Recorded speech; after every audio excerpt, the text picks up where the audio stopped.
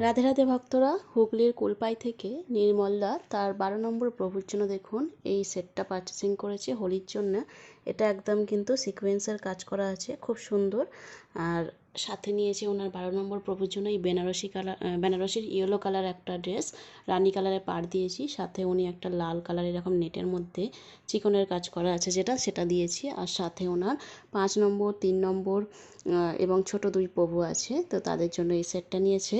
এবং ওনার রাধা গোবিন্দ আছে, রাধামা, এখন এটা ছোট রাধামা, তার জন্য একটা ছোট্ট এইভাবে ব্লাউজ বানানো হয়েছে। দেখুন খুব সুন্দর, ব্লাউজটা পরলে দারুণ লাগবে।